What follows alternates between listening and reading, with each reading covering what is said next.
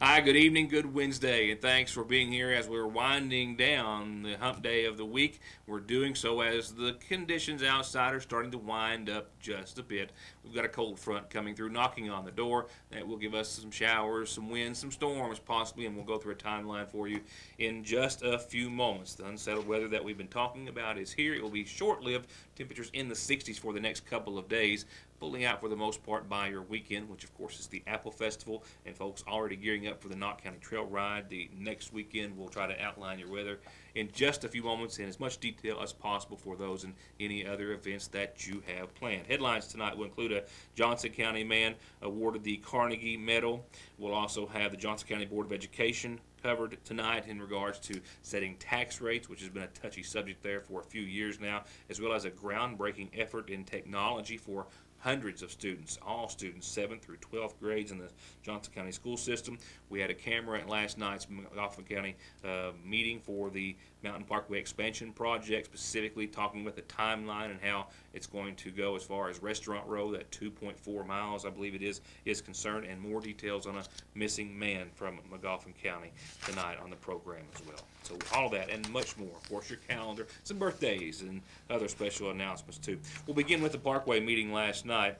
Dozens and dozens of people did come out and attend the public meeting, which was held at the McGoffin County High School, to learn more about the construction that will be starting very, very soon on Restaurant Row. It's about 2.5 miles through Sayersville. And if you weren't there, one of the key purposes of the meeting was communication. Project manager Marshall Carrier says part of the meeting was certainly to inform all motorists, businesses, landowners about the timeline, the project details as well, and to make sure that they are in contact with the numerous contractors and utilities while the work will be going on.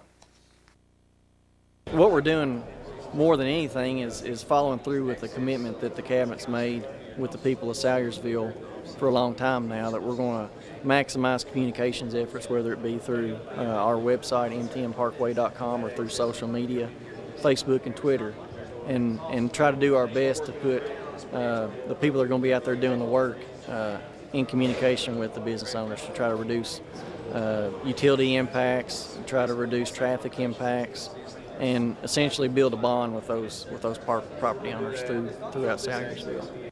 Carrier was also able to give us a timeline: the first phase in 2017, the second the following year, the third the following year of 2019, and I'll go through those in more detail in just a second. But he says they are all contingent on what he called one of the most complicated projects of its type that the cabinet has done.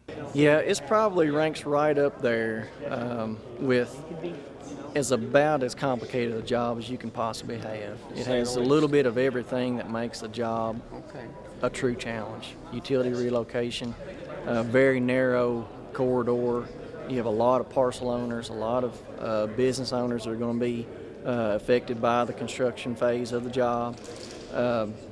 Numerous utilities. We've probably got, I think, about 8 different utilities on the job. Lots of those utilities are going to be under some of the new roadway alignments, so you're going to be, the impacts are going to be there, but we're working through as best we can through the communication phase to establish, methods of communication for the business owners and the contractors to put those two in communication with each other. And we feel like we're taking those extra steps to try to accommodate the business owners and the parcel owners throughout the corridor.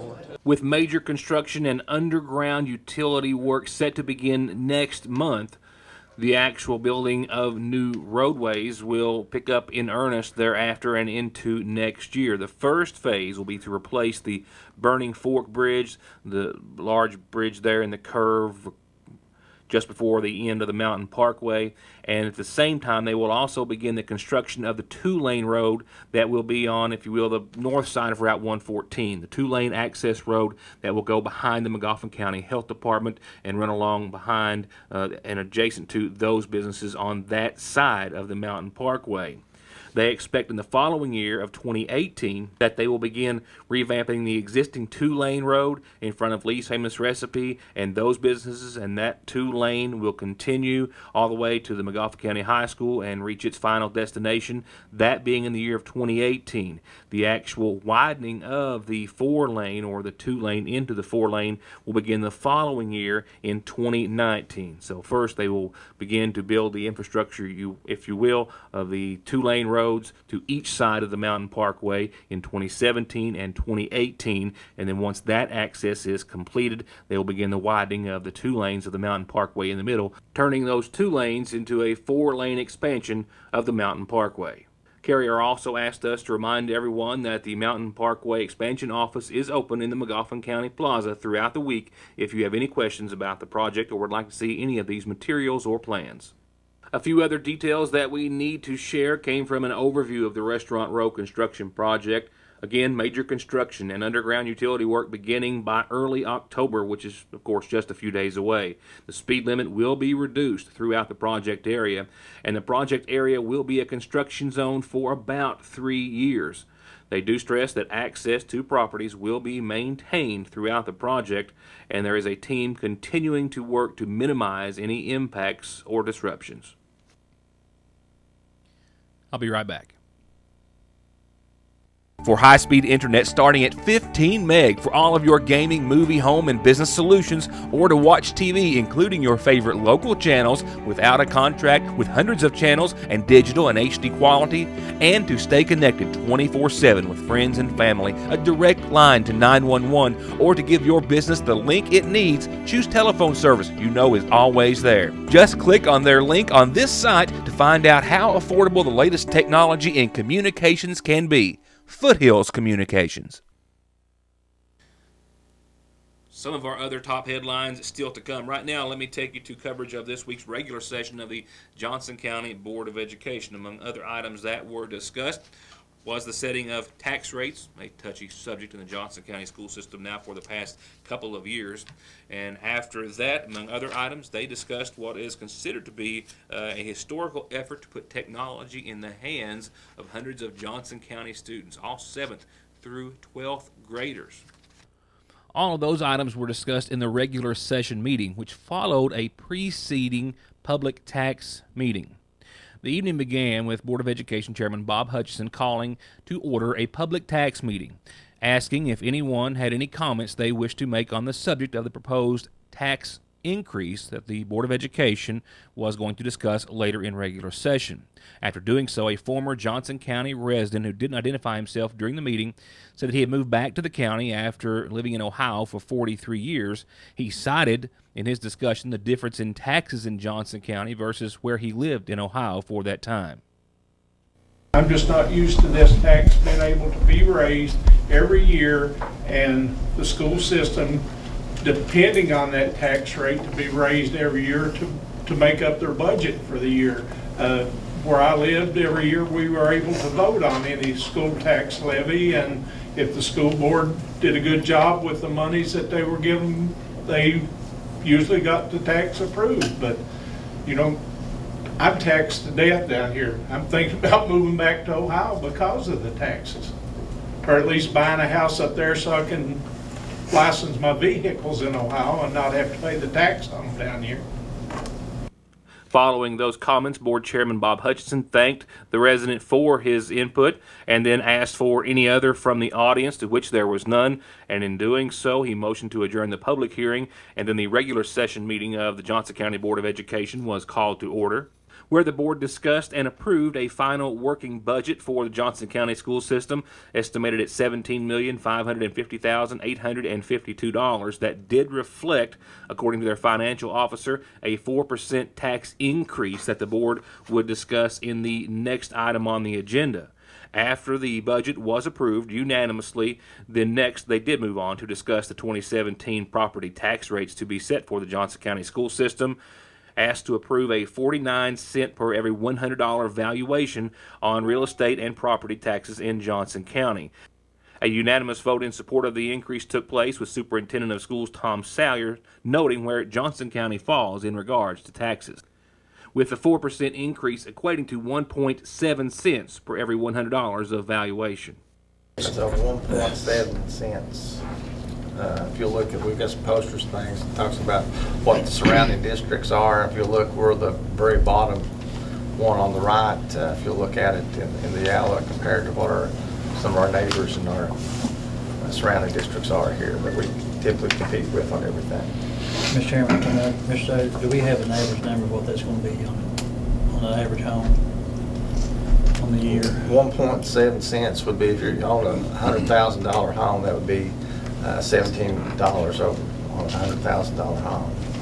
If you want to put in layman's terms, a couple of cases popped here. I mean, they're 3 for 10 or 3 for 11 at Food City and Walmart right now. So I mean, That's on a $100,000 home. that's on a $100,000 home. The average home's $38,000. Yeah.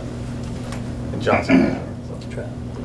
After a unanimous vote to set the taxes at the 4% increase, next it was on to technology, where the board was asked to continue into buying Chromebooks for all 7th through 12th grade Johnson County students. Technology touted as giving students anytime, anywhere, collaborative, personalized learning with improved interaction.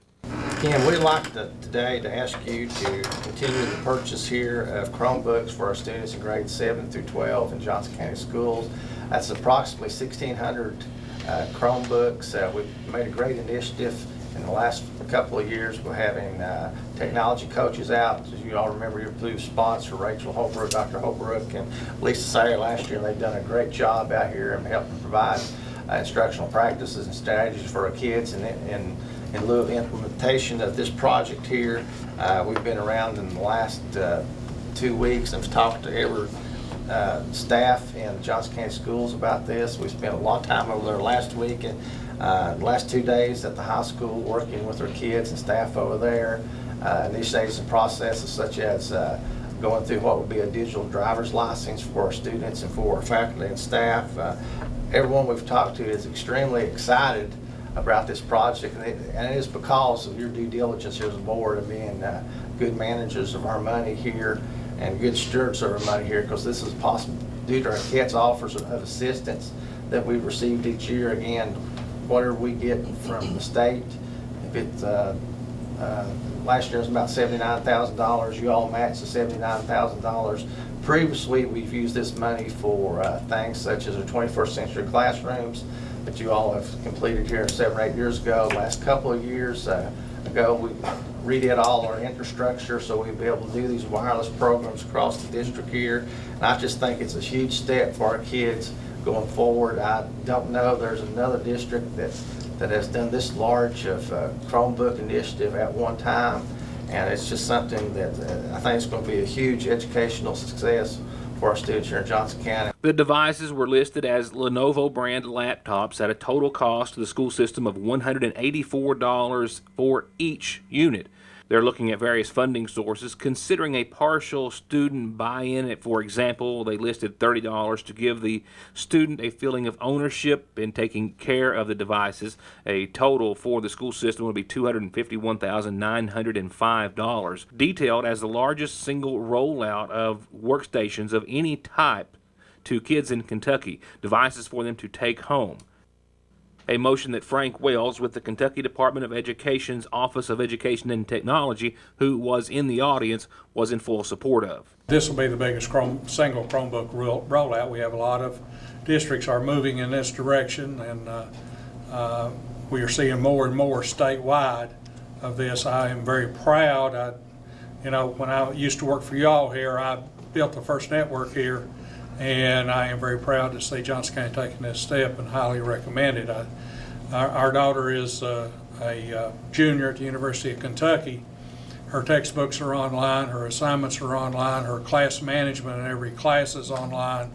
And to be educated and prepared for the world of work or the world of college now requires the ability to use these kind of devices. So I strongly recommend it. I want to encourage you to approve it.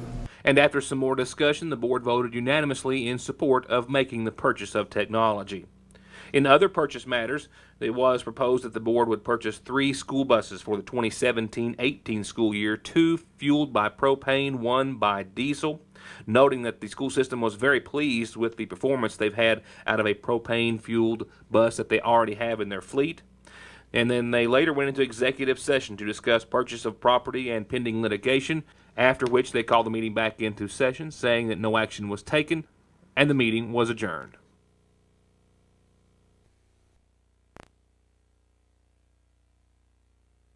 Come as no surprise that a man from Johnson County who is no longer with us has been awarded the Carnegie Medal for trying to save his grandmother from the devastating flooding that was ripping apart parts of Johnson County back in July of 2015.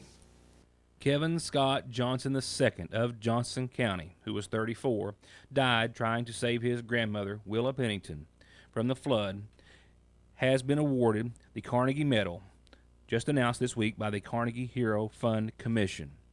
It recognizes civilians who risk their own lives to an extraordinary degree, it describes, while saving or attempting to save the lives of others, befitting of Johnson's heroics when he tried to save his grandmother, who was 74, when the terrible rains fell on parts of Johnson County in July of last year. Johnson was able to make it inside to Pennington's mobile home just as the water knocked it off of its foundation. He jumped into the current and the flowing water along with his grandmother, who he was holding. A 12-year-old who was also inside the structure, identified as Logan Bowling, also went with them. They were able to climb onto a pile of debris. The young 12-year-old was able to make it into a tree and stay there until help could arrive. But Pennington and Johnson both died. He is the 9,893rd individual to receive this distinction, and that goes back to 1904. More than 88,000 people have been nominated for the award. Here in Magoffin County, more details about a man that has not been seen, says his family, since August the 28th. Since yesterday's initial report, I have learned more from Mary Beth Standifer, the sister to Scott Standifer. She tells me that he has not been seen by family or anyone that she is aware of since August the 28th. She says that a 48-year-old brother also was not heard of during the passing of their father just earlier this month. She confirms that he was last seen driving his 2003 Chevrolet extended cab pickup truck. It was a Z71 extended cab, pewter in color. They also report that a missing persons case was opened after she filed a report with the Kentucky State Police at Post 9 on September the 11th. And they're hoping that someone within an earshot of this program or anyone will have some details that they can forward to the family in hopes of finding his whereabouts. Once again, 48-year-old Scott Standifer, who was living in Sagersville and also staying in Happy, Kentucky as well. The phone numbers to reach are 606-435-6069 for the state police, and his sister Mary can be reached directly at 859-247-0791. We're starting to draw a little short on time. I'm going to hurry on over to tonight's community calendar real quickly. It starts off with a few birthday wishes, all brought to you by Magoffin Farm Bureau. Happy 10th birthday to... No, that's next. Happy birthday to Danny Fletcher. He's not 10. Happy birthday, Danny Fletcher, from your little buddy, Wayne Keaton. Happy birthday to Danny Fletcher. And this is my 10th birthday wish. Happy 10th birthday to Eli Howard, with a whole lot of love from a whole lot of family and friends. Happy 10th birthday to you.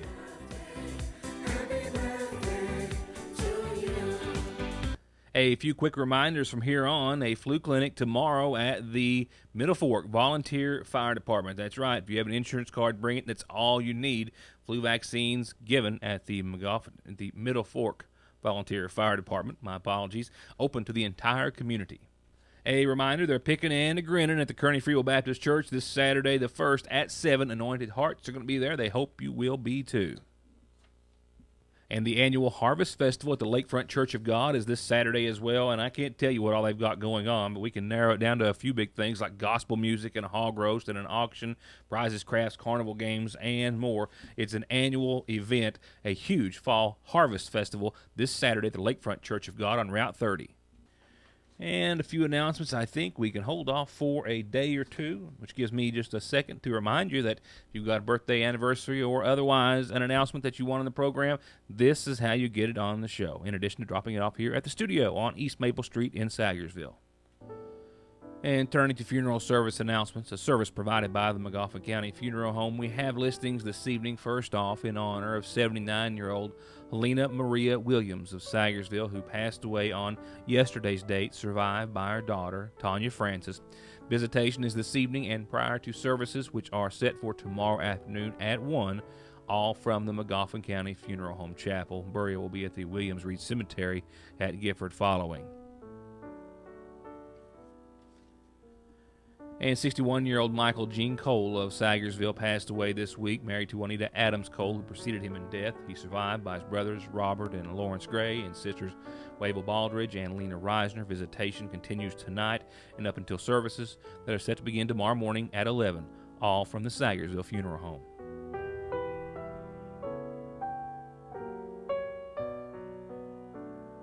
Now turning to your weather forecast and current conditions. If you haven't been outside or looked out the window, you may have heard the changes that are afoot. A cold front's coming. It's knocking on the door of the viewing area. Temperatures are dropping like a rock, as they say. I have literally gone from 78 just within the past hour to 67 right now, and they're still on a downward spiral. We should see about 50 degrees for nighttime lows. Not off the mark. In fact, it was chillier last night and this morning, but we're just seeing a big swing really quickly as this cold front is moving through. With that, some gusty winds. Not expecting any severe weather out of this, but maybe a few thunderstorms, definitely a few showers, and they're kind of getting a little bit light in nature as they get closer to the viewing area. But we will see temperatures we won't see them go anywhere like they have the past several days. And in fact, from tonight's nighttime low and tomorrow morning's 50 or so, we'll only pick up about 16 degrees tomorrow on your Thursday. Clouds are going to stick around, as will the chance of showers. We'll see them over the course of the overnight, and then tomorrow, I think about a 50% chance of showers pretty much across the board tomorrow, maybe slacking off to about 40 by tomorrow night, but otherwise, mostly cloudy, a chance of some showers. This unsettled pattern will stick around, as does the cold front for a little while, leaving us with 67 and 51 on your Friday, still mostly cloudy, still a chance, albeit a slighter chance, of some showers Friday night, and actually into your early Saturday. But I expect it to clear up quite quickly and quite nicely. That 20% chance of showers only covers into the morning hours. After there, we'll see some sunshine, and the 70s make a comeback. 72 Saturday, 74 and partly sunny on your Sunday. Upper 70s by Monday, maybe low 80s by Tuesday or Wednesday of next week. To wrap it up for this Wednesday, keep your eye on the weather. Could prove to be interesting for the next several hours. Definitely cooler thereafter. We'll have your forecast, of course, and all the local news you would expect to see when we see you back here next time for more of your